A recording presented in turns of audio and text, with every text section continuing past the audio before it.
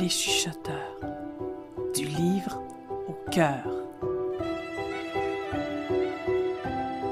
Un balado de l'Association des auteurs des Laurentides.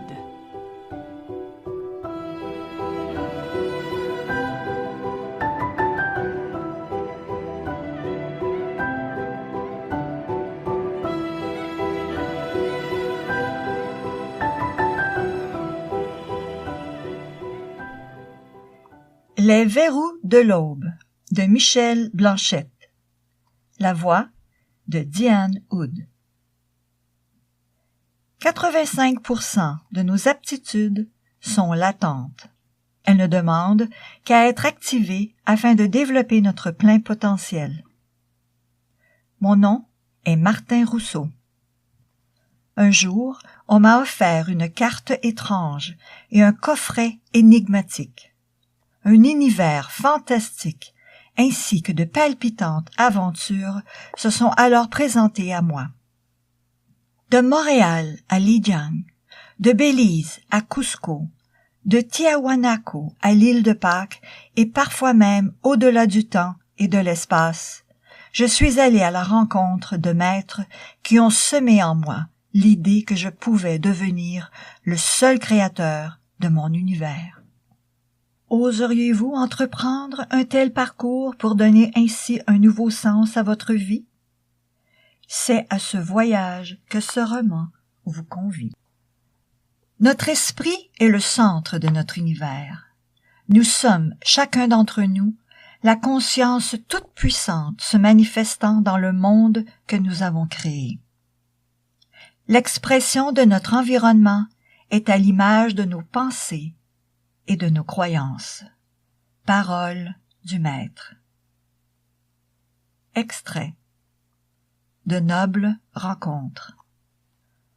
Nous descendîmes encore 3 longs étages, dans les vieux escaliers de pierre, puis il ouvrit une porte donnant sur un profond corridor, illuminé de torches qui vacillaient sous un vent froid. J'avais de la difficulté à comprendre comment les constructeurs de jadis étaient parvenus à creuser si profondément, tout en maintenant une circulation d'air aussi efficace. Après quelques minutes de marche, où nos pas résonnaient en écho, nous débouchâmes en haut d'une salle imitant une petite arène romaine. Une trentaine de personnes, portant tous la même robe beige, écoutaient respectueusement un tribun vêtu de blanc leur expliquer l'art du contrôle mental. Nous prîmes place un peu plus bas sur un des longs bancs de pierre.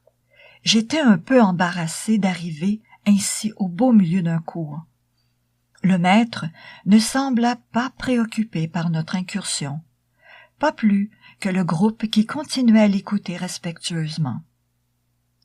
Malgré sa voix de stentor, l'homme était minuscule, presque nain.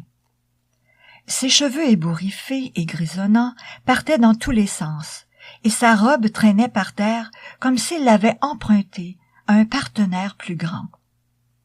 Malgré son allure de savant fou, il captait notre attention par une voix parfaitement modulée et empreinte de l'assurance de celui qui avait longuement vécu. Votre esprit est le centre de votre univers.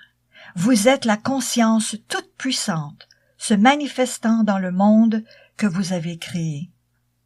La manifestation de votre environnement est à l'image de vos pensées et de vos croyances. Visualisez que vous chutez d'un précipice et vous serez paralysé par le vertige. Mais croyez en la réalité d'un sentier sécuritaire et vous profiterez d'un moment de bonheur. Visualisez que vous guérissez votre blessure et vous serez submergé par la croyance populaire qui dicte le contraire. Mais croyez en la réalité d'une guérison immédiate et vous serez guéri. Visualisez que vous marchez sur l'eau et vous coulerez à pic. Mais croyez en la réalité de la marche sur l'eau et vous accomplirez un miracle. Vos croyances sont les moteurs de votre existence. Ne laissez personne semer le doute en vous. Vous êtes unique. Ceux qui ne croient pas possible la réalité d'une chose vivent avec la manifestation de cette croyance. C'est la loi. Il s'avança vers nous en pointant un personnage fictif devant lui et continua. J'ai vu un homme marcher pieds nus sur des tisons ardents et en sortir avec des pieds parfaitement sains. J'ai vu cette même personne revenir quelques mois plus tard et se brûler les pieds profondément en marchant sur les mêmes braises brûlantes. Pourquoi? Poursuivit-il presque fâché. Parce que des individus éminemment signifiants, des maîtres invisibles pour lui, l'avaient convaincu que tout cela n'était qu'un trucage, qu'une fumisterie. Il fit une pause en regardant chacun d'entre nous solennellement. L'assemblée était silencieuse et attentive. Mes chers étudiants, soyez vrais, soyez vous, soyez uniques.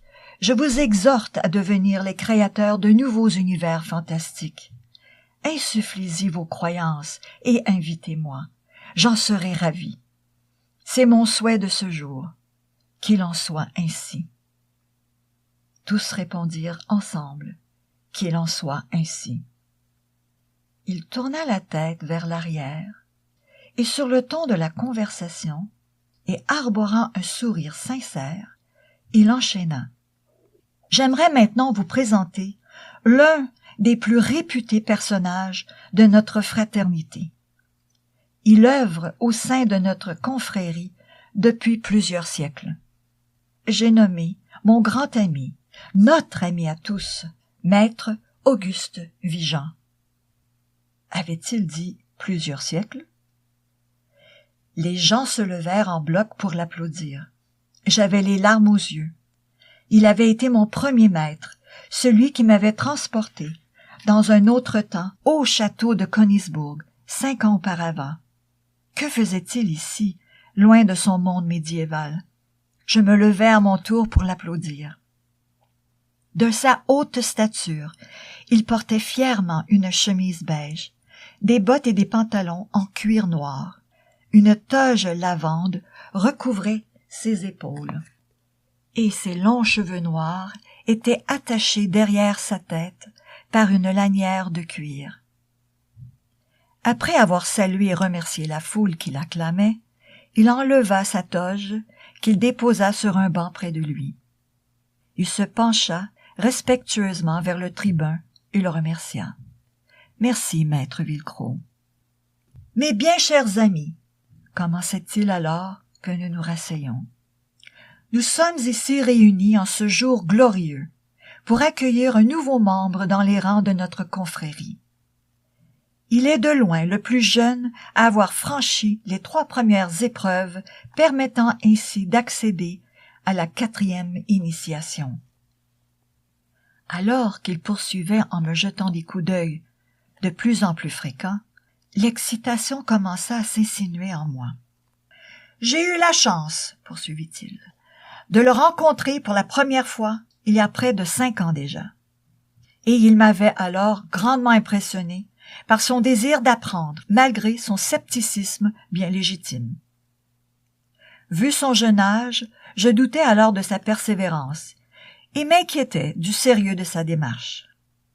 Je peux aujourd'hui vous confirmer qu'il a dûment rempli toutes les exigences du passage. » Il se tourna vers moi, en pointant la main en ma direction, et poursuivit. « Et que vous pouvez l'accueillir avec toute la grandeur de votre amitié. Je vous présente Martin Rousseau. » Tous se levèrent et se tournèrent vers moi pour m'acclamer. Je ne savais trop que faire. Maître Vigent, souriant, me fit signe de le rejoindre sur l'estrade, pendant que le tribun Villecros applaudissait à tout rompre. Gullius posa la main sur mon épaule et insista du regard. J'allais vers l'estrade, hésitant et gêné. Ils m'accueillirent chaleureusement à l'avant par des accolades sincères. J'étais néanmoins désemparé. « Martin, je suis fier de toi, » chuchota maître Vigent. En se penchant vers moi, puis se relevant pour continuer à m'ovationner en compagnie de l'assemblée. Je me tournai vers ces gens qui ne cessaient d'applaudir et le remerciaient, une main posée sur le cœur. Finalement, ils reprirent leur place en silence, alors que je me demandais bien ce qu'ils attendaient de moi. Je m'apprêtais à regagner mon siège quand une voix derrière moi m'interpella. « Martin, reviens, je t'en prie. »